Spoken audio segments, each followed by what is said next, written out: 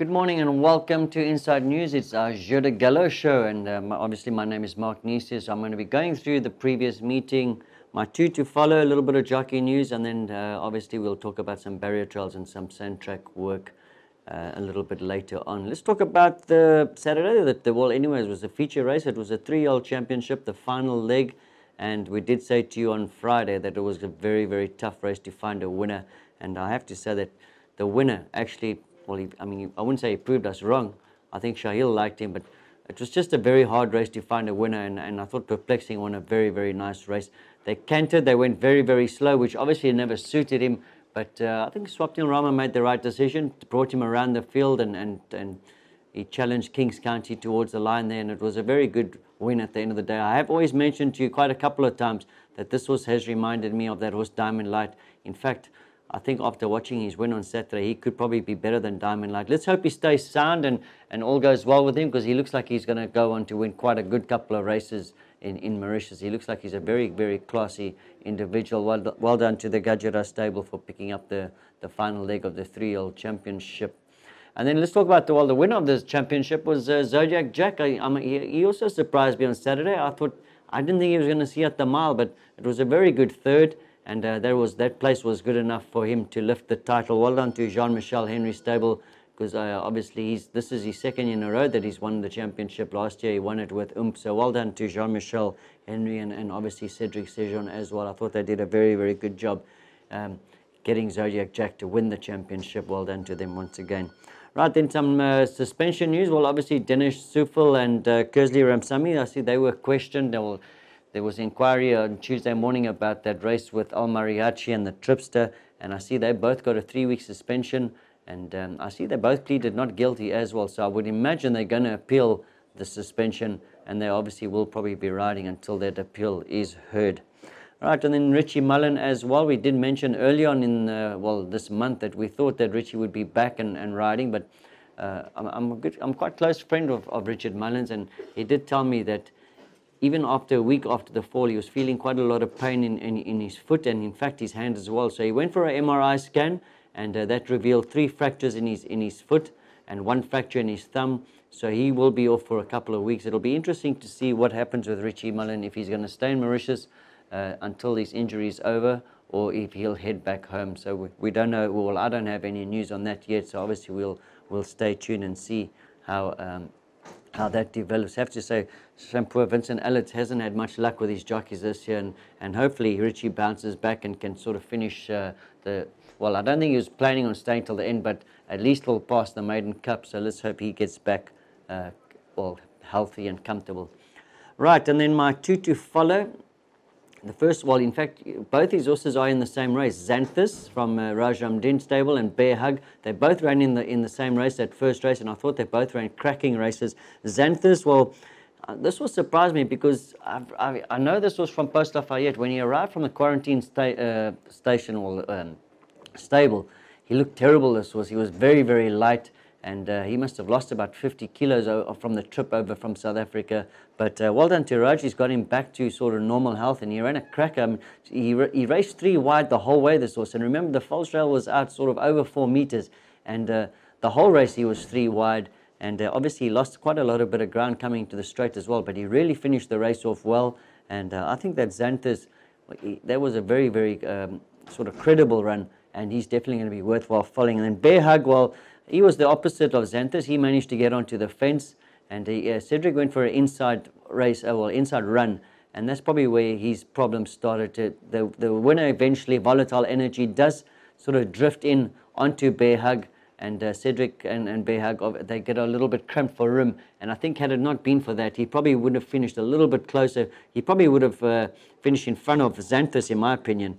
But like I said, Xanthus raced 3 wide the whole way. But I really believe that both these horses are worthwhile following, especially Xanthus. I really like the way that he kicked on towards the end there. It was a very, very nice run. Nice run from both of them. Remember, Bear Hug's been they tried him with the blinkers, and obviously that's made a big, big improvement to Bear Hug. So both these horses, I'm going to keep an eye on them, and I think they're going to be worthwhile following for the future. Right, let's move on to our barrier trials. There were 3 barrier trials, and I thought I'd mention all of them because there is in each barrier trial, there's one or two horses that caught my eye, so I'm going to talk about all of them for you. Right, the first one was Vision of Trust from Nagadu stable, Pravin Nagadu. He's stepping out his horses, and they're really doing quite well. Then Blazing Heart from Gilbert Rossette's yard, they tried him with blinkers. And then Red Indy from Rameshwar Gajara, they also tried him with blinkers. He's got the red jacket. Blazing Heart's got the green jacket. Let's talk about Vision of Trust. Unfortunately, once again, we don't have any form for him, but he is a 3-year-old rated 33, so obviously he has won.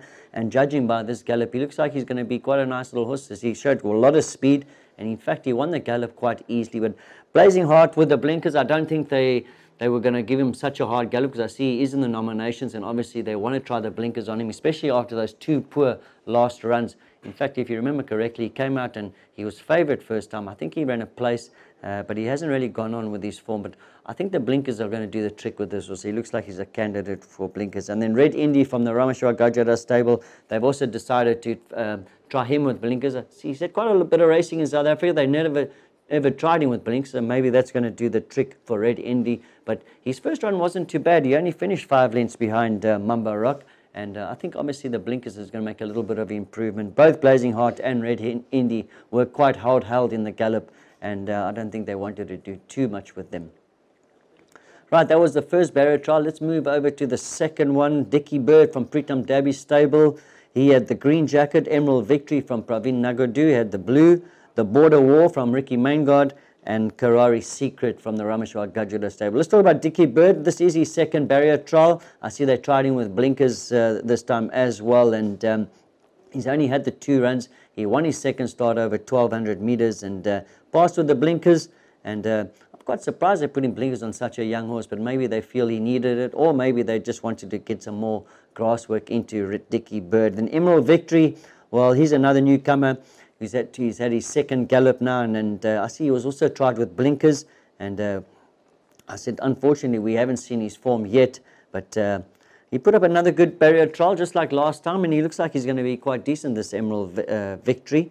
And then the Border War from Ricky Maingard with the yellow jacket. This horse has only had 4 starts as a 2-year-old in South Africa, and he won his last start over 1,200, but he hasn't raced for over a year now, so he's probably going to need that run. But he's got a lovely action, this horse, and he really caught my eye, and I think he's going to be another nice horse for the Ricky Maingard stable. You know, he likes to bring his horses on quietly, and I do think that he could prove a decent horse here. Then Karari Secret, well, after his misbehavior on Saturday when he read up in the pens and JP van der Merwe fell off, obviously the Stipes wanted to see him repassed. I can say that he stood quite quietly and he jumped nicely in the end, so that's all right for Karari Secret. I did fancy him a little bit on Saturday, so let's hope he has got over his misbehaving problems. Right, then the third and final barrier trial, we had O Behave from the Pravin Nagadu stable. He had the blue jacket. Renjani from Shirish Narang. Succession Plan from Pravin Nagadu once again. And Big Pleasure from the Alan Pedro stable. Let's talk about O Behave. He had the blue jacket, and he's a nice 4-year-old. He was a 4-year-old when he did the barrier trial. He's now 5. As you know, today is the 1st of August. Every single horse will be turning a year older. But he is a 2-time winner from Cape Town, and he's run behind some decent horses like Table Bay and Hemingway, and that's some nice horses. So his best form was over 1,400 in South Africa. He's only rated 39, so I reckon he's going to be quite decent, O Behave, especially off that rating. Renjani from the Shirish Narang stable, and in my opinion, this is one of the nicest horses that Shirish Narang has bought. He ran a second in the Guineas trial last year, and don't forget, when he beat that horse African Night Sky, which is a very, very good horse in South Africa. So this horse has obviously got some ability. He is rated 47. I think he'll be quite useful. Let's keep an eye on Renjani. I think he's going to be a nice horse for Mauritius. Succession Plan, unfortunately, they're not winning the battle with him. Once again, he never jumped on terms. He got left by about 5 or 6 lengths, and he was slowing to stride. Didn't finish the gallop up too badly. He actually galloped quite nice, and I think this horse has got ability, but unfortunately, he's just not jumping on terms. And then Big Pleasure from Alan Pedro stable. He had the yellow jacket, another horse with good form, and I think he was less than a length behind Derby winner William Longsford in one of his races, which is pretty good form. So Big Pleasure, he looks like he's going to be a decent horse for the Alan Pedro yard as well. All right, that's our 3 barrier trials. Hopefully we learnt a little bit about them, and there's some nice horses coming through there. I see Pravin Nagadu is really stepping out some nice horses. I do like this horse Renjani as well. He's definitely going to be one horse for the future in my opinion. Right, let's talk about some sand track work. And remember, this week is the Golden Trophy. It is a lead up to the Maiden Cup. The Maiden Cup is quite hard to believe. It's just over a month away before we see the Maiden Cup, and it's trying to build up to quite a nice race. There's definitely no clear winner to choose from at this stage. Let's talk about 10 Gun Salute first. He worked for Jour du Galop, and well, after that very good win, when I thought Robbie Fade gave him a great ride, he ran a great third in the Barbie, which is obviously a little bit too short for him, and it was an excellent run. Obviously, the 2,200 meter distance on Saturday is going to suit him a hell of a lot better. Unfortunately, he's going to be carrying the top weight of 61 kilograms. The Golden Trophy is a handicap. Remember, the Maiden Cup is going to be a weight for age. They're all going to carry 58. So it's going to be interesting to see how he runs with that top weight, and then we're going to see how he runs. And then obviously, we know that in the Maiden Cup he's going to be carrying level weight. So 10 Gun Salute, he's got all to do on Saturday with that top weight, but it's going to be nice to see how he handles that top weight. Right, in St Tropez, he worked with Enad from the Gajara stable, and well, I did give away a secret last week. I thought that St Tropez, he's definitely my early selection for the Maiden Cup. I'm dying to see how he runs over the 2,200 on Saturday. For me, he's got absolutely no problem with the distance. He has won a derby, which is over 2,400 meters. He's going to be 7 kilograms better off with 10 Gun Salute. So if he's going to win, I would imagine it's going to be on Saturday. Remember, once again, if he does get into the Maiden Cup, or if he does run in the Maiden Cup, he's going to be carrying level weights with 10 Gun Salute. So obviously, he's got a big advantage in this handicap. And then Enad, well, he's probably going to have his second run this week if he does run as well. And let's hope he's got over that sort of first run of his where it looked like he needed it quite badly. I like the way he worked. He is a champion stayer, and I'd like to see him bounce back as well. I thought both of them worked pretty decently. Right, then two other horses that are entered in the race as well is King Mumba's Legacy and Dream Forest, and finally he gets to run over a trip that he likes, King Mumba's Legacy. He has run some decent races over shorter distances, but on Saturday he's going to be running over a distance that he's going to prefer a lot better as well. Just like St Tropez, he's got quite a light galloping weight. He's going to be carrying 55 kilos, and that obviously puts him into the race as well. And then Dream Forest, well, that was a great second behind Dawn Raid last time, which is also nominated in the Golden Trophy. But Dream Forest was a very, very good runner. He's going to be well suited to the distance as well, the 2,200 meters. And I see that actually, let me just let you know, he's obviously going to be very well in the race as well. He's only got 52 kilos, but that all depends if he races, because I see he is nominated in the 5th race as well, and it'll be interesting to see which race he's going to take part in. But I think in that Golden Trophy, the 52 kilograms on his back, he'll be getting 9 kilos from almost like 10 Gun Salute. He definitely will have a big chance there, in my opinion. But let's wait for Friday to see where they're racing and the draws and that sort of thing, and then we will talk about that.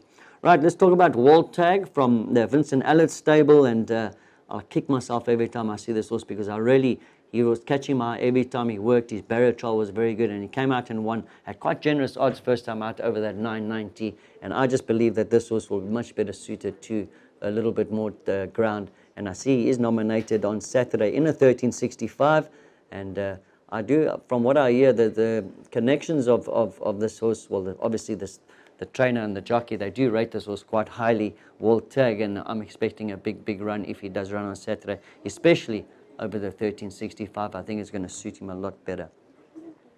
Right, then down to Jean-Michel's stable, Jean-Michel Henry's stable. He had Sea King and Northern Rebel. Both of them are very nice 3-year-olds. Well, they're 4-year-olds now. They're just turning 4 today. And once again, Sea King caught my eye. He really looks like a nice horse. He is a 2-time winner, but his last 3 runs in South Africa were all in feature races. He ran behind some decent horses, and I do think that Sea King is going to be a nice horse here in Mauritius. Northern Rebel, well, last time, unfortunately, he got left badly. He refused to jump. Well, I wouldn't say he refused to jump. He eventually did jump, but he jumped very, very slowly. Let's hope that's behind him, because this is another 4-year-old now that I really have got quite a lot of respect for, and let's hope he sorted that incident at the start last time was a once-off, and it doesn't become a habit, because I think Northern Rebel's a decent horse as well. Right, then down to Simon Jones. I thought I'd mention Stiller March. I thought he worked very, very well. Remember, he's just moved from the Gilbert Reset stable. He's moved down to Simon's Yard, and I have to say that he's obviously enjoying it at Simon's stable, because his work was very, very good as well. Remember, he won that race on objection, and And then not a bad run behind Chili Con Carne last time as well. And I've seen a lot of horses that move stable just sort of change their whole mindset. And like I've always said, a change is as good as a holiday. And I'm really looking forward to seeing this horse, Steeler March, make his debut for Simon Jones stable. I think he's going to run a cracker when he races next time. Right, then to Pritam Dabby stable, we saw Secret Idea, and well, he got it all together last time when he won from a poor draw. Look, he did have the 3 kilograms or maybe even 4 kilogram allowance. I can't really remember, but I remember he had the claiming. But he won a good race this horse, and I just think that he's a little bit better than the rating that he's in. And I think that Secret Idea is probably not finished winning yet. I still think he's maybe got 1 or 2 wins in the tank. It'll be interesting to see if they put the claiming on again or if they're going to use their stable jockey. But Secret Idea, he's really holding his form well, especially from that last win. And I'm hoping that Secret Idea comes out and proves me right to that. What I've seen is that he's really coming on this horse. And I think he's quite a nice horse in the making as well, Secret Idea. I liked his work. And I like the way he came off the track as well. He's looking very, very good, Secret Idea.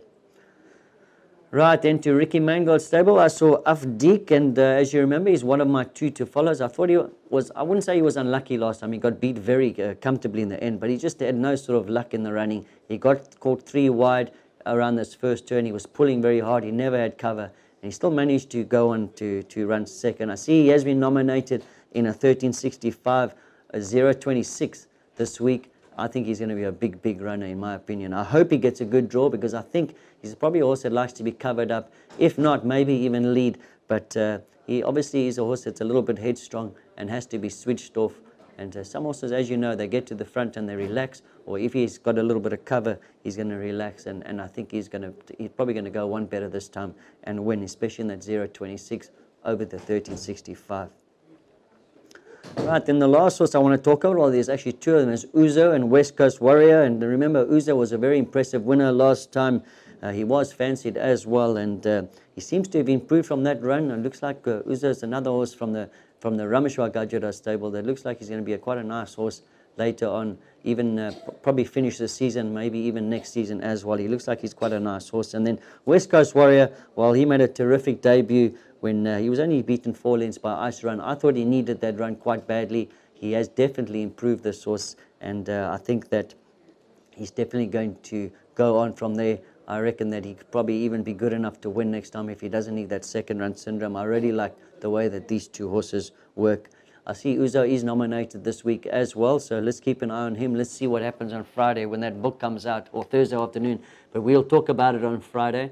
Our show On The Mark. Remember, I think Shahil's going to be here with me again, and I'm really looking forward to that show on Friday. Remember, catch up with us Friday morning for the show On The Mark. Goodbye, and thank you very much for joining us.